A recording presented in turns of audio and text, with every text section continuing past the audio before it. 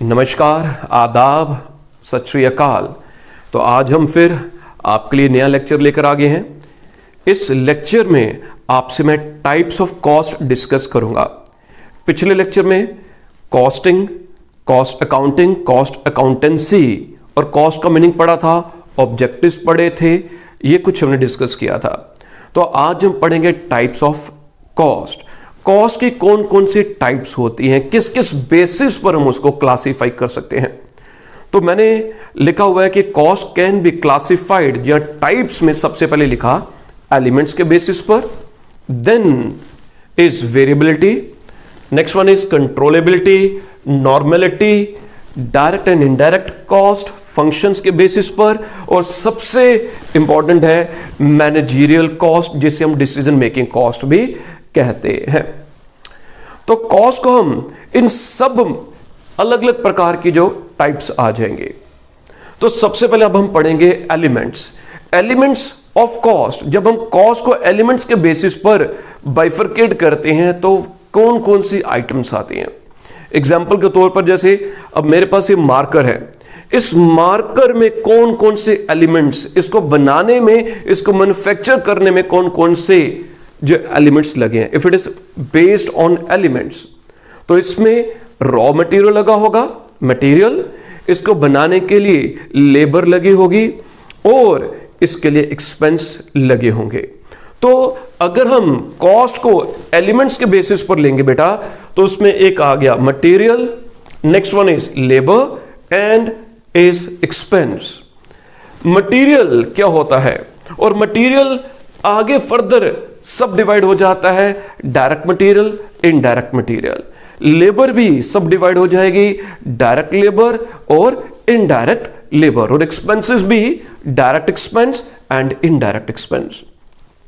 तो आप जैसे ये जो मार्कर है, इस मार्कर में कौन सा मटेरियल लगा होगा, किसी भी प्रोडक्ट को बनाने के लिए जो सामान लगेगा उससे हम मटेरियल कहते हैं। और जैसे इस मार्कर को बनाने के लिए हमारे पास जो मटेरियल जो होंगे वो दो प्रकार के होंगे, एक होता है डायरेक्ट मटेरियल बेटा, और एक आ गया इनडायरेक्ट मटेरियल।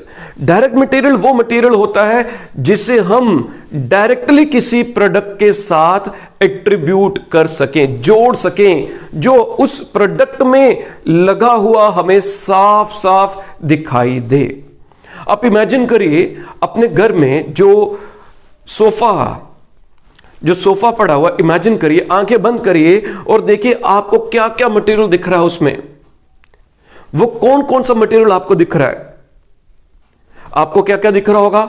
आपको उसमें दिख रहा होगा लकड़ी लगी है, टिम्बर, आपको उसमें या तो क्लॉथ लगा होगा, दिख रहा होगा, या फिर उसमें आप लोगों को लेदर लगा हुआ दिखेगा। टिम्बर, क्लॉथ, लेदर, ये चीजें आपको साफ साफ दिखाई दे रही होंगी, ठीक है ना। तो जो मटेरियल किसी प्रोडक्ट में जो लगा हुआ है, जिसे आप बंद आंखों से देख सकते हैं, जिसकी कंसिडरेबल वैल्यू है, जिसे हम किसी प्रोडक्ट के साथ जोड़ सकते हैं, साफ दिख रहा है, उस मटेरियल को हम बोलते हैं डायरेक्ट मटेरियल। किसी बच्चे ने जब आंखें बंद की थी या जो इमेजिन किया था अपने घर में जो फर्नीचर या सोफा जो पड़ा हुआ है, किसी को क्या फेविकोल का डब्बा या फेविकोल दिखाई दिया, किसी को क्या नट्स एंड बोल्ट्स दिखाई दिए, क्या फेविकोल, नट्स एंड बोल्ट्स, जो नेल्स लगे होंगे, कील लगे होंगे उस सोफा सेट को बनाने के लिए, क्या किसी को वो स्प्रिंग, किसी को वो फेविकोल दिखाई दिया था? नहीं ना दिखाई दिया। मगर उस प्रोडक्ट को बनाने के लिए फेविकोल भी यूज हुआ, उस प्रोडक्ट को बनाने के लिए, सोफा सेट को बनाने के लिए कील भी यूज हुए, मगर हमें वो दिखाई नहीं दिए। तो जो मटेरियल डायरेक्टली किसी प्रोडक्ट को के साथ हम एट्रीब्यूट नहीं कर सकते, जोड़ नहीं सकते, उससे हम इनडायरेक्ट मटेरियल कहते हैं। अब ये देखिए, इस मार्कर को बनाने के लिए क्या क्या मटेरियल लगा होगा। इसमें मेरा प्लास्टिक लगा होगा, इसमें फोम लगा होगा। तो ये जो प्लास्टिक है, ये जो फोम है, जिसको मैं डायरेक्टली इसके साथ जोड़ सकता हूं, डायरेक्टली एट्रीब्यूट कर सकता हूं, इससे हम डायरेक्ट मटेरियल कहते हैं। मगर इस मार्कर को बनाने के लिए फैक्ट्री में मशीन चलाने के लिए मैंने ग्रीस भी यूज की होगी, मैंने ऑयल भी यूज किया होगा, और भी कई छोटी छोटी चीजें, मटेरियल यूज किया होगा जो इस पेन को बनाने में लगा होगा। तो वो जो मैंने अभी आपको आइटम सबसे डिस्कस की, वो जो मटेरियल है जो इसको हम डायरेक्टली एट्रीब्यूट नहीं कर सकते, जिसकी कॉस्टिंग का डायरेक्ट हिस्सा नहीं होगा। जैसे मशीन में, मशीन को चलाने के लिए हमने 1 किलो ग्रीस डाली, तो मैं ये बता सकता हूं कि एक प्रोडक्ट को बनाने के लिए कॉस्ट पर यूनिट मार्कर की जो थी, इसमें ग्रीस कितने रुपए की लगी, हम वो डायरेक्टली आइडेंटिफाई नहीं कर सकते। कॉस्ट पर यूनिट उसकी डायरेक्टली हम कैलकुलेट नहीं कर सकते।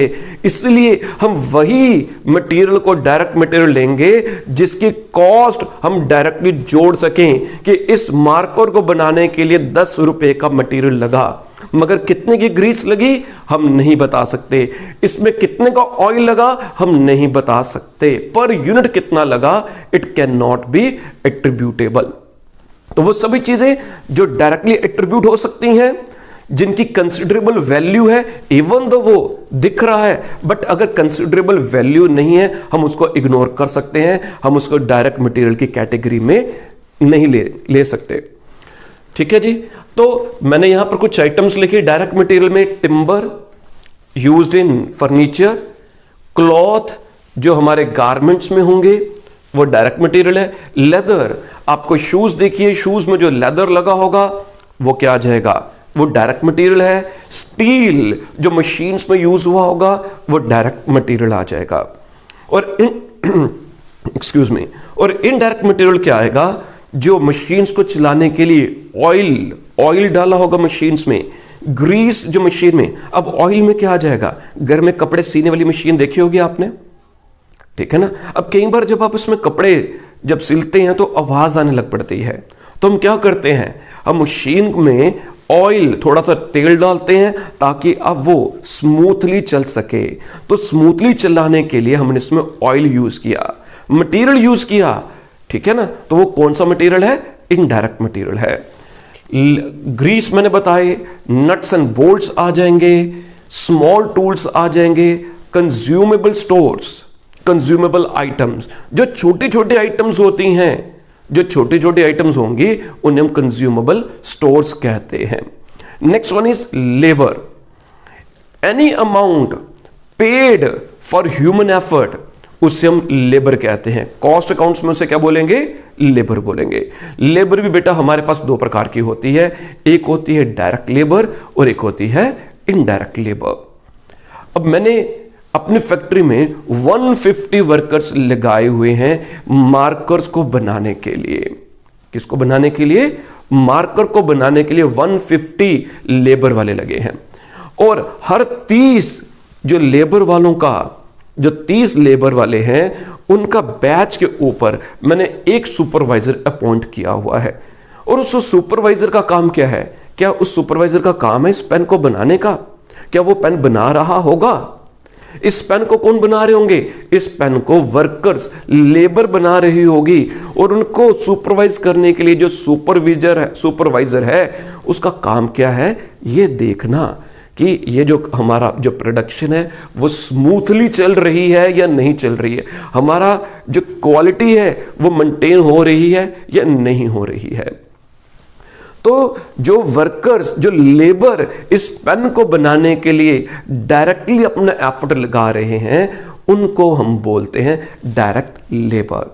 उनको जो पैसा दिया जाता है वो डायरेक्ट लेबर की कैटेगरी में आ जाएगा। और वो जैसे सुपरवाइजर है या गेट कीपर है या वॉचमैन है या ऑफिस में जो पियन है, उनको भी हम पैसा दे रहे हैं, वो भी हमारे जो बिजनेस हाउस में काम कर रहे हैं, फैक्ट्री में काम कर रहे हैं, मगर उनकी जो सैलरी है वो इस मार्कर के साथ हम डायरेक्टली एट्रीब्यूट नहीं कर सकते। वो डायरेक्टली इस पेन को बनाने के लिए योगदान या अपना एफर्ट नहीं लगा रहे, तो उस सैलरी को, उस लेबर को हम इनडायरेक्ट लेबर कहते हैं। तो शॉर्ट में क्या आ गया, वो सभी लेबर के खर्चे जो किसी प्रोडक्ट के साथ हम डायरेक्टली एट्रीब्यूट कर सकते हैं, जोड़ सकते हैं, उन्हें हम डायरेक्ट लेबर कहते हैं। और जिन्हें हम डायरेक्टली जोड़ नहीं सकते उन्हें हम इनडायरेक्ट लेबर कहते हैं। एग्जाम्पल्स बेटा, डायरेक्ट लेबर में मैंने कुछ एग्जाम्पल्स लिखी हैं। शू मेकर जो शू बना रहा है वो डायरेक्टली उसकी लेबर शू बनाने के लिए लग रही है, तो शू मेकर आ जाएगा डायरेक्ट लेबर की कैटेगरी में। कारपेंटर, वेवर, टेलर या और कोई भी एग्जाम्पल्स, ये पॉइंट्स जो होंगे एमसीक्यूज में आपको ऑप्शंस आ सकती हैं कि डायरेक्ट लेबर में कौन कौन से आइटम्स आ सकती हैं या इनमें से कौन सा डायरेक्ट लेबर में फॉल करेगा। ऑप्शन में आपको वो देखना होगा। आ सकता है, मुझे मालूम नहीं कि आएगा या नहीं आएगा। इनडायरेक्ट लेबर में बेटा सुपरवाइजर आ गया, इनडायरेक्ट में लेबर में क्लर्क आ गया, वॉचमैन है, पियन है, जो सभी लोग काम कर रहे हैं तो वो इनडायरेक्ट लेबर की कैटेगरी में आ जाएंगे। Next one is expenses. Expenses क्या होंगे?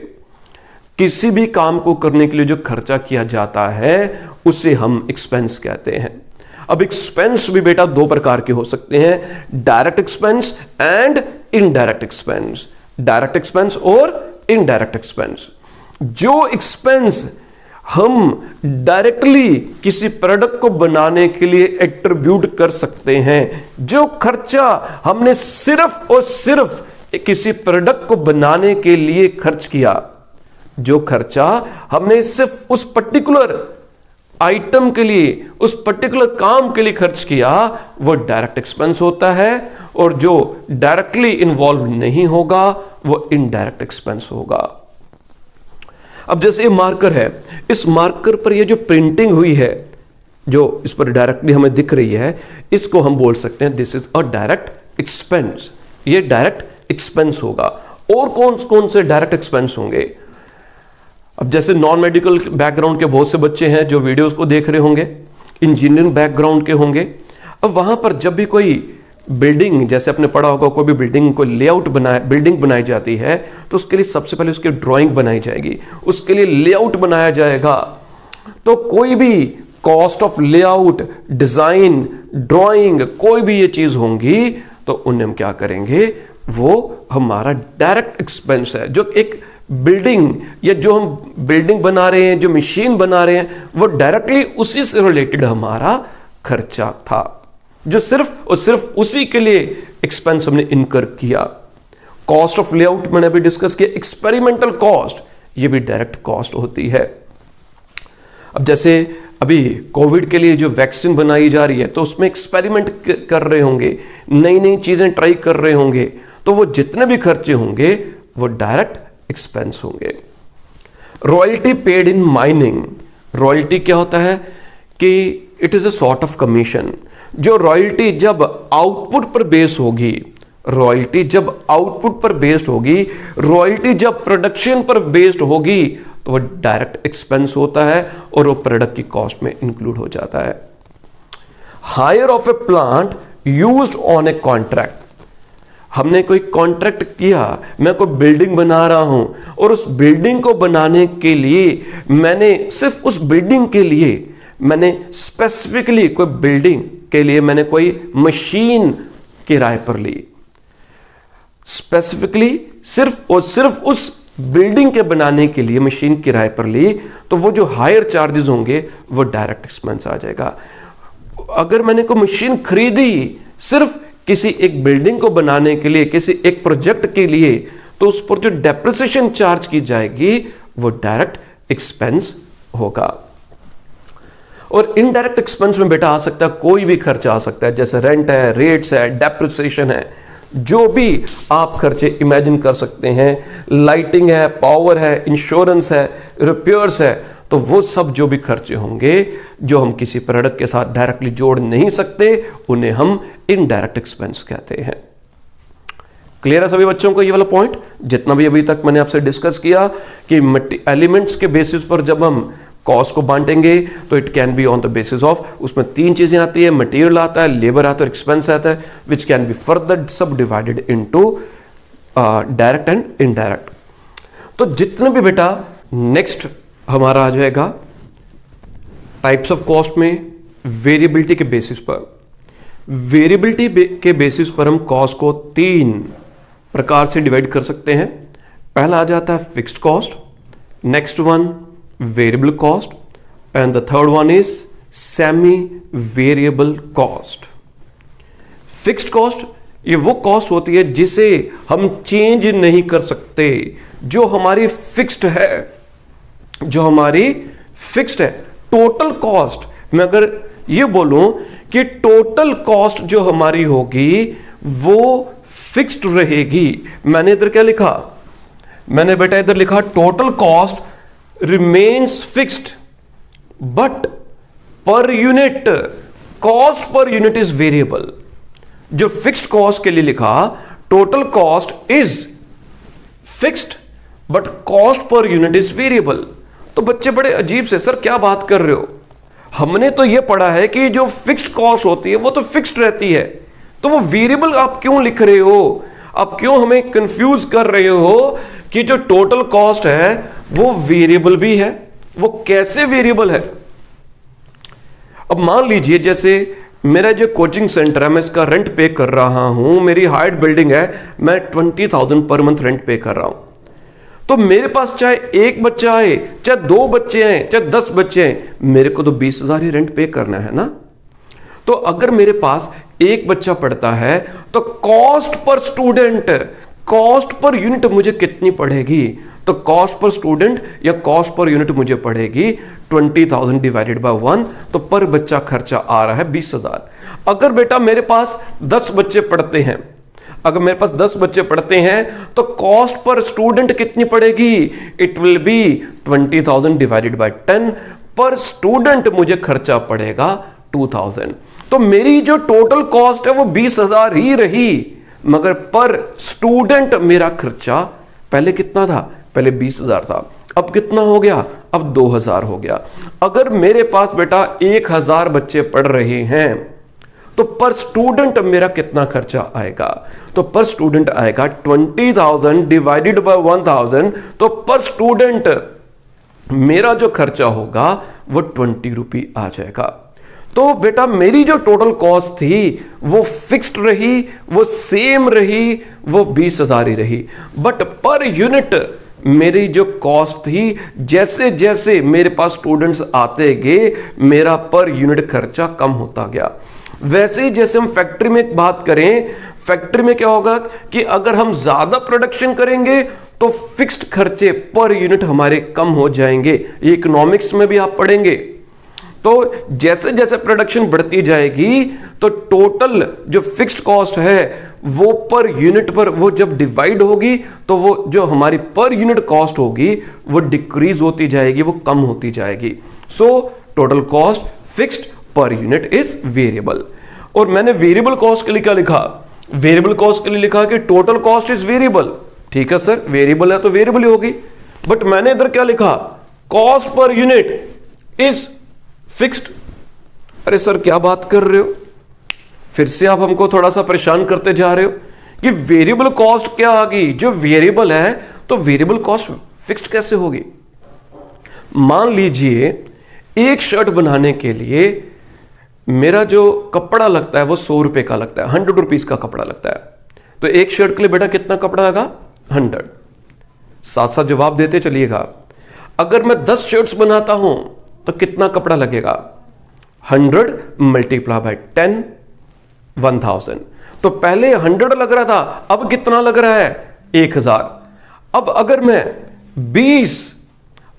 20 शर्ट्स बनाता हूं, अगर मैं 20 शर्ट्स बनाता हूं तो मेरा पर यूनिट कितना खर्चा आएगा? तो मेरा पर यूनिट खर्चा आ जाएगा 20 मल्टीप्लाई बाय 100। तो 20 मल्टीप्लाई बाय 100 कितना आ गया? वो आ गया 20,000 रुपए। 2000 आ गया। अगर मैं 100 शर्ट्स बनाता हूं तो 100 मल्टीप्लाई बाय 100 10,000 खर्चा आ जाएगा। तो आपने ये नोट किया होगा टोटल मेरा चेंज होता जा रहा था। टोटल 100 था, 1000 हुआ, 2000 हुआ, 10,000 हुआ। मगर हर एक केस में मुझे बताइए, चाहे मैं 10 शर्ट्स बनाऊं, चाहे मैं 100 शर्ट्स बनाऊं, चाहे मैं 500 शर्ट बनाऊं, एक शर्ट बनाने के लिए कितना कपड़ा लगेगा? कितने का कपड़ा लगा? तो पर शर्ट बनाने के लिए जो पर यूनिट मेरा खर्चा था वो तो बेटा एक शर्ट के लिए 100 ही रहा। चाहे मैं 100 शर्ट्स बनाऊं, चाहे मैं 200 शर्ट्स बनाऊं, चाहे मैं 500 शर्ट्स बनाऊं, तो मेरा जो मटेरियल है, जो मेरा खर्चा है, वो एक शर्ट पर 100 रहा। तो मेरी जो टोटल कॉस्ट थी बेटा वो चेंज होती जा रही थी। जैसे जैसे मैं प्रोडक्शन ज्यादा करते जा रहा हूं टोटल कॉस्ट इंक्रीज हो रही है, whereas cost per unit मेरी सेम लग रही है, वो फिक्स्ड है। तो it is fixed. Next one is बेटा semi variable overheads. Semi variable overheads वो ओवरहेड्स होते हैं जो कुछ हद तक फिक्स्ड होते हैं और कुछ हद तक वो वेरिएबल होंगे। आपके बिजली का बिल तो आता ही होगा। अभी कोविड में आप देखिएगा बहुत से दुकानें बंद थी, मैक्सिमम सब बाजार बंद थे, शॉप्स बंद थी। 3 महीने तक 4 महीने तक दुकानें नहीं खुली, जितने भी टाइम के लिए नहीं खुली। हमारा तो कोचिंग सेंटर 6 महीने बंद रहा। तो जितने देर के लिए शॉप्स बंद रही तो बिजली का बिल आया होगा या नहीं आया होगा? आया होगा ना। और वो कितना आया होगा? मिनिमम अगर मेरी जो लोड है वो 2 किलोवाट का है तो लेट इट बी मेरे को 500 रुपया, जितने दिन शटर डाउन रहा तब भी मेरे को 500 रुपया पर मंथ बिल आता रहा। वो क्या था? उस बिल का फिक्स्ड पार्ट था, वो आना ही आना है। और अब जब ओपन हो गया, जितनी इलेक्ट्रिसिटी हम कंज्यूम करेंगे, यूज करेंगे, तो हमारा बिल उस प्रोपोर्शन में आएगा। अगर मैं ज्यादा देर पंखे चलाऊंगा ज्यादा बिल आएगा, हीटर चलाऊंगा ज्यादा बिल आएगा, एसी चलाऊंगा ज्यादा बिल आएगा। तो वो क्या हो गया? To some extent it is fixed and to the other extent it is variable. अब कहीं जैसे जो सेल्समैन जो होते हैं उनकी जो सैलरी होती है वो सेमी वेरिएबल की कंडीशन में आती है। उन्हें 10,000 महीने का एक फिक्स्ड मिल रहा है और बाकी का इंसेंटिव होता है। अब जितनी ज्यादा सेल करोगे आपको इंसेंटिव मिलेंगे, आपको कमीशन मिलेगी। अगर आप उनसे पूछते हैं कितनी सैलरी है, वो कहते हैं महीने का 20,000, 22,000 या 18,000 हम कमा लेते हैं। अब बोलो कि बड़ी अजीब सी बात है, सैलरी फिक्स्ड होती है तो आपके में तो वेरिएशन है। तो कहेंगे कि 10,000 तो मिलना ही मिलना है। अगर हमने सेल ज्यादा की तो हमें ज्यादा कमीशन मिली, ज्यादा इंसेंटिव मिले तो पेमेंट हमें ज्यादा मिल गई, और अगर कम की तो कम इंसेंटिव मिलेंगे, कम खर्चा, हमारी इनकम जो होगी वो कम होगी। तो बेटा आज हमने फिक्स्ड कॉस्ट, वेरिएबल कॉस्ट और सेमी वेरिएबल कॉस्ट ये दोनों पढ़ लिए हैं। नेक्स्ट लेक्चर में मैं आपसे बाकी का डिस्कस करूंगा। तो अगर आप लोगों को ये लेक्चर्स अच्छे लग रहे हैं, समझ आ रहे हैं, और अगर आप चाहते हैं कि ये जो आपका अपना चैनल है मैं इस पर और ज्यादा से ज्यादा वीडियोस बनाऊं, अपलोड करूं, तो आप प्लीज अपने इस चैनल को ज्यादा से ज्यादा शेयर करिए और बच्चों तक पहुंचाइए, ताकि मेरी मेहनत जो चल रही है उसका बेनिफिट सभी बच्चों को भी मिल सके। तो जल्दी से जल्दी इसे शेयर करिए। इसके जो सब्सक्राइबर बेस है वो 10,000, वो 15,000 तक पहुंचे, और जब बच्चे समझें, डाउट्स पूछे तो हमें भी मजा आए, हमें भी मेहनत करने का बेनिफिट मिले। तो बेटा आज के लिए इतना ही। Okay, bye bye, take care. आप इसका स्क्रीनशॉट ले लीजिएगा। हाँ, और एक और चीज, तो मेरा जो टेलीग्राम ग्रुप है ओरेकल कॉमर्स ट्यूटोरियल, तो जो भी मैं बोर्ड पर जैसे भी लिखा है इसका एक स्क्रीनशॉट जो होगा मैं उस ग्रुप में भी अपलोड कर दूंगा। अगर कहीं पढ़ा नहीं जाता, किसी वजह से अगर कोई दिक्कत आ जाती है, तो आप Oracle commerce tutorial Telegram channel पर वो स्क्रीनशॉट देख सकते हैं। Thank you.